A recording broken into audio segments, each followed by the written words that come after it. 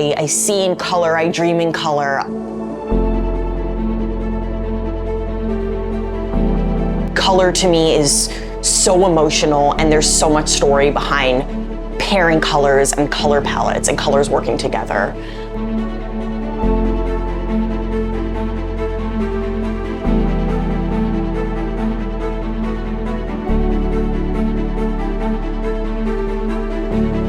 I have something to say, and this is what it is. Today I'm in Long Island in New York City visiting a beautiful and joyful artist that I admire very much. It's a joy for me to introduce you to this artist that expresses her health through creating objects and elements that come out of like nature or out of joyfulness. I am Caroline Zimbalist, and I am an artist and designer. I work mainly with biomaterials, and I have a fashion brand which I carry and make accessories, fashion garments, and I make an arrangement of different objects, vases, and sculptures. What was the introduction of art into your life? Yes, so as a young girl, I was actually considered a selective mute. So I Selective what? Mute. So I didn't talk in school up until age 7. And I truthfully expressed myself through creative ways, drawing, or the way I would communicate was writing down what I would have to say and holding the paper up.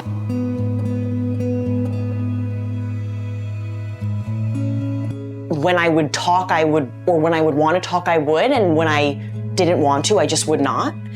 And I felt like art was kind of this vessel or this medium which I learned to express myself through. So I was painting, drawing as young as 3, 4 years old. I have all these photographs of me with nobody in the kitchen. I'm on the floor with papers all around, and I was just in my world, my zone.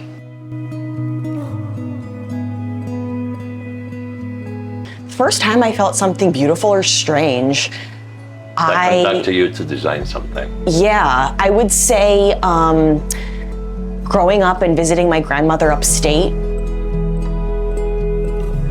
living on a vineyard, the vines kind of like weird and organic and twisting around the wood and the grapes. I think that to me was something that was very like avant-garde in our natural world. So that was really inspiring. I was always interested in clothing and styling myself, again, in like this creative way. That's how I would also express myself, not only through 2D, but kind of 3D in dressing. And I would say it was around high school, so 14, 15 years old, where I really remember that everybody was going to the same stores in my town and buying the same types of clothing. And I really loved uniqueness, and I wanted to stand out in my own way. So instead of going to these stores, I would go to stores that my mother would shop at, and I would look at garments and buy, let's say, a dress and cut it in half and rework the pieces to be a skirt and a top, and I would mix and match all different things. Wouldn't your mother like really get annoyed when you were doing that? Brand new clothing and you came with the scissors and destroyed it? She definitely had her opinions, but I would say she got more annoyed because it was always like moments where I would be about to miss the bus, and I remember, and I didn't like what I was wearing, and I would just like slice it in half and walk out with something new, and it was like this impulsiveness. Your language is made out of light, color, and emotion that doesn't only speak to the eyes, but to the memory and to the wonder and to the soul. That comes from where? How deep is it inside of you? I would say it's who I am. I think kind of being so shy and reserved as a child and growing up and almost having so much bottled in that I had to say, I almost felt like creating these objects was like an explosion, and it was like everything just coming out, and it was like, I have something to say and this is what it is.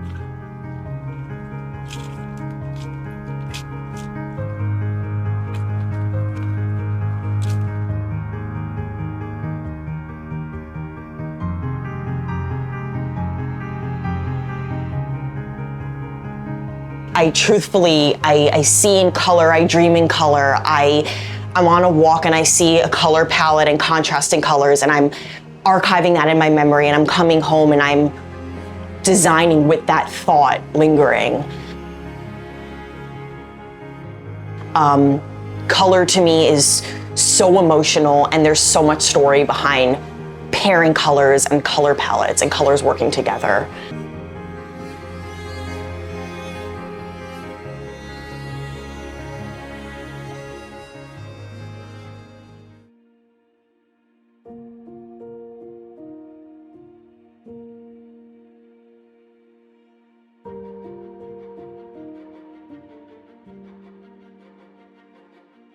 I'm very inspired by artistic food plating. It's this thing, I love Chef's Table on Netflix, and the way that these highly creative chefs are actually working and plating and curating their food. It's like little miniature sculptures, and like, let's say they'll do like a brick of like a jelly red brick with something like bubbly and foamy on top, like the light and the hard and the soft. To me, that's so visually appealing and engaging, and I almost want to create that in a sculpture. So I'm constantly looking at chefs that are doing like innovative things. So that's also a really big part of it, which kind of goes hand in hand because the process of making my work is on the stove, and it has this culinary experience to it. Because you're not only creative in the sense of doing objects, but you also are an inventor of your own textiles and your own formulas. Yes. Tell us about that. Yes. So when I was in Parsons School of Design studying fashion, it was a similar thing to when I was a young girl. I didn't want to go to the same store that everyone was going to and buying the same things. So I asked my professor, like, is there a way I could grow my own fabric, or like quite literally paint something and take it off the canvas and wear it, or make a new textile out of something? And he very simply said, have you ever heard of bioplastics? And no, I never heard of that. So bioplastics, and all on Google was all these cookbooks, bioplastic cookbook recipes. This was back in 2019. So there were many recipes accessible online, many more now. But I discovered these natural recipes online that ultimately they were encouraging users to use household natural ingredients, mix them with heat and water on your stove.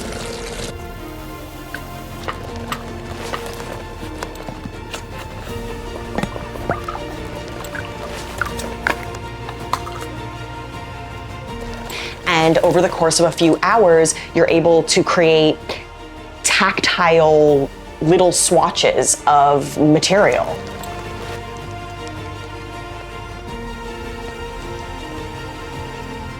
And I combined a few recipes, and I came up with something that I was able to dye different colors.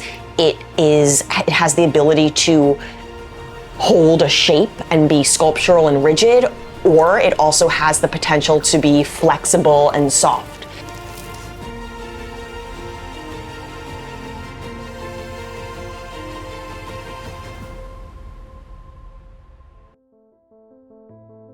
It was something I will never forget.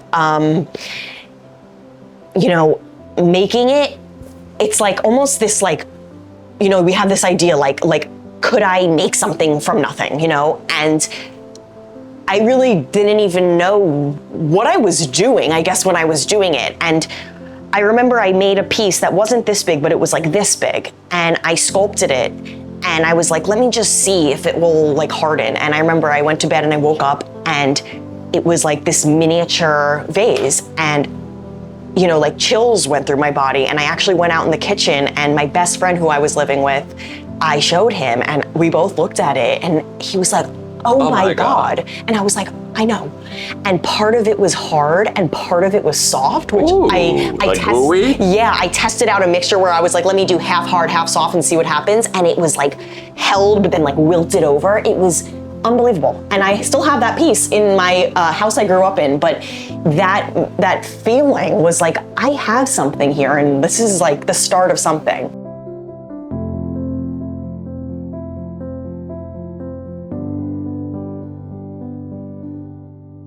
As a young designer, who was the first person that believed in Caroline?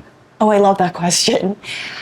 I would have to say it was the Whitney Museum gift shop. Wow. No, Yes. How simple is that? The Whitney Museum. It really went from nothing to wow. It really did. I mean, I graduated 2019 from undergrad, and I would say it was that following August, 3 months later, where I got an email back from them that they were interested in carrying the products. And how did that felt? It was, I mean, like I have chills right now even thinking about it, because it was like a moment I will cherish forever, and it was something that I did. So on your own. Yeah, I made the pieces. I reached out to them just seeing if they were interested, and I quite literally cold emailed the shop, and this woman answered, and then later we met face to face, and it was just like, you know, immediate chemistry, and she was super interested in on consignment having some of the vases, starting really small, and I think within 2 weeks they all sold out. And that was a pat in your back. I mean, very much so. Yeah. And that still to this day has been one of the best relationships and one of the best atmospheres to see my work. I mean, I meet people, go there and they see it and they email me, and I meet people from all around the world, you know? I mean, I met some of my best clients through that opportunity. I mean, this one story, this guy walks in, he said he was having a horrible day. He tells me he's a horrible day, and he sees this blue and purple big one. And he was like, oh, I need that. He said he walked in and he was like assuming it would be like $20,000. You know, this is one of the first. It was 28. And he's like, how much is that? I want to buy it. And they were like, it's $550 because this is one of my first sales, you know? And he was you like, have to go higher than that so they will believe you, because when it's so low, yes, they don't trust. They don't. I've learned this. So he purchased the piece, and then within a few hours, he emails me, he wants 7 more. And that started this unbelievable relationship where he's introduced me to all his friends. He's really wonderful. So has become, without being an art curator or an art dealer. Yes, and a collector, an agent.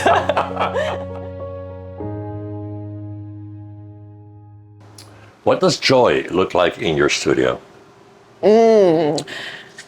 Joy. It's a sunny day, all the window shades are up. There's some light, maybe upbeat jazz. I'm sketching. I'm imagining, I'm planning for the day, I'm making my list. I almost think of it like a performance, you know, like everything's done in this room. You know, I go to the pot, I start mixing, I usually do a lot of my creating and producing in the morning. So like from 9 to 12, I'm like working in the back room with my pot over here and making the mixtures in the back, emails, and then I'm just ideating. I have, you know, I'm sitting here and I'm surrounded by my things, as you see.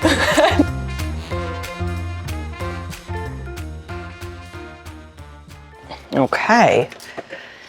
So I'll talk as if I'm like doing it. I also talk to myself often when I'm making this stuff. So first step is always getting the pot on like a medium heat.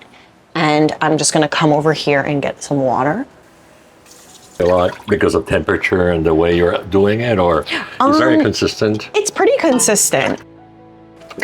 For example, like these are just a few things that we are using today. There's agar powder, we have our spirulina, boric acid gets rid of the odor sometimes. We have, this is the carrageenan, which is actually really cool because look, see, modern pantry kick, it's like all like I want to be this girl. So this brand has all magical ingredients for the modern cook. Wow. It's really cool. It's like, that's a brand you should check out. And I'm just going to get out my peppermint oil and just a little bit. And that is just going to give it this really nice scent while we're making it. So nice. Yes, wow. Slowly now we are in a spa.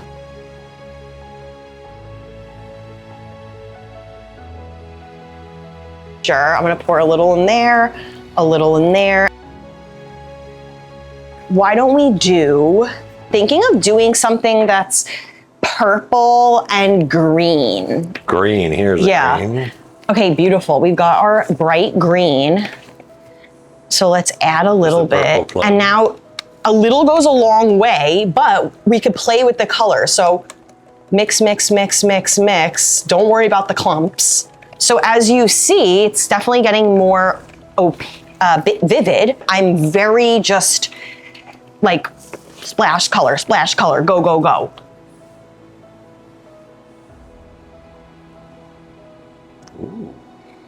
Okay.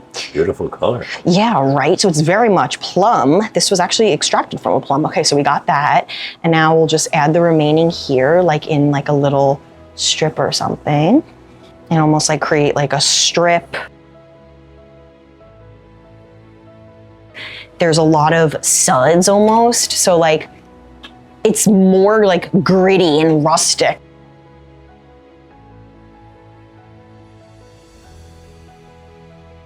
Yeah, it was white. I mean, till Getting there. Yeah, and then a lot of the pieces I later turn into like accessories with all sterling silver. Oh, look at the ring. That's a ring. This is like a prototype for a brooch that we were doing, which is,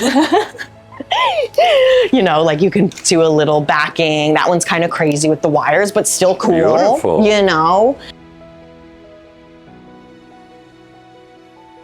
Some people that don't, you know, it's not for everybody. The aesthetic is very niche and, you know. No, art is very niche. Art is very niche. We don't love the same things. Yeah, we have a different eye. Exactly. Different culture, different background, very different aesthetics. Yes. This is, this is really like gelatin. Yeah, Will it get hard if it's so? That'll get hard, yes. You could see like some of the texture. texture. That is so beautiful. Yeah, look, some of the paint even, oh look, like our, oh my God, this is beautiful. Look at that. So. It looks like glass. Yeah. It's beautiful. It's really amazing. And it's like, so this is just wet. Be like, you know, like do something kind of weird. And then it will dry like that, right? Yeah, it'll dry kind of however you place it. We're gonna go for this one now. This will be a little bit thicker because of the mold.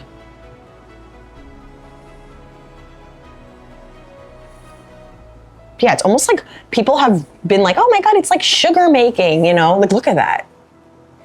That's gorgeous. Yeah. Let's put it against the window, look. Yeah, through the light, it's cool. But it's breaking.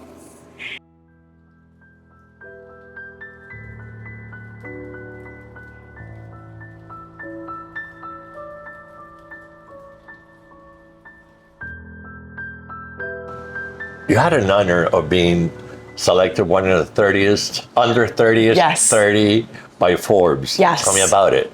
Oh my goodness, that must have been like really exciting as well. That was extremely exciting. That was something that I was unexpected. It was definitely has been a goal of mine since I ever heard about it. Maybe when I was like 21 years old, I heard about Forbes 30 under 30, and I always would say it, you know, that's something I'm gonna do, 30 under 30.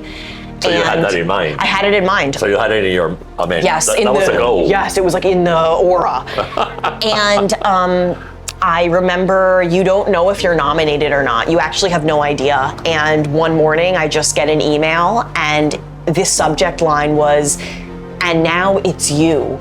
And I got the email, it was like 7 a.m. in bed. I rolled over, looked at the phone, and you know, we get so many like scam and emails these days that I thought it was spam. I literally thought it was spam. And I'm scrolling and I see Forbes 30 under 30 and now it's you. And I'm like, what? Now it's me.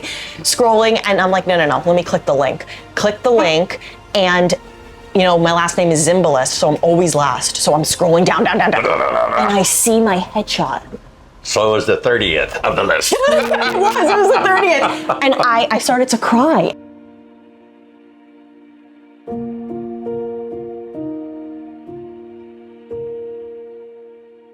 When you are sitting by somebody that they don't know you're the designer of that object. Yes. And you hear something. Yes, that's happened. I mean, like, tell me about those experiences. It's so funny.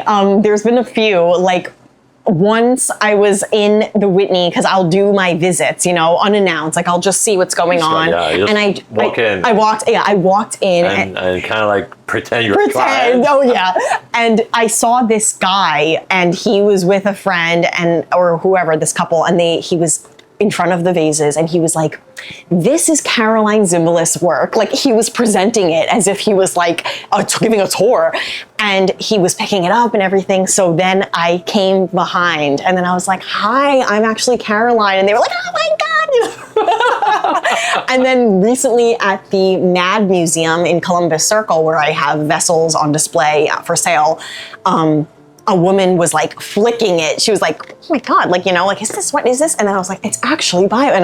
And she was like so happy to meet the artist. So they love hearing the story because people think it's glass or they think it's something else and they don't even know that this is what went into that, This is vegetable. I mean, yes, they don't know. Almost literally eat it. Yes, they're very, very surprised, inspired, shocked. I mean, I think that like people love to invest and learn about things that, have so much meaning and there's a story to them and the passion behind it. I think that's what most people get from it is like the passion behind it. And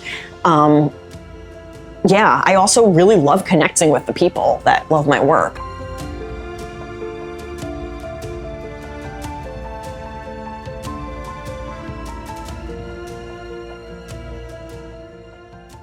I am so excited to be here with Caroline. I think she has given us so much of her energy and her creative juices, and you can see her passion, her persona, her happiness, her joy. It really it's just like an explosion of emotions, which I have admired and enjoyed so very much. I take with me all this happiness and the realization that it's never too late to experiment with new items and new things. Just swing, 7, look at that. Still time for me, a little bit older. Still time to shake myself and learn new things. Yes. I hope you have liked this episode. If you do, give us a like. And if you have any comments, just let us know below and we'll get back to you.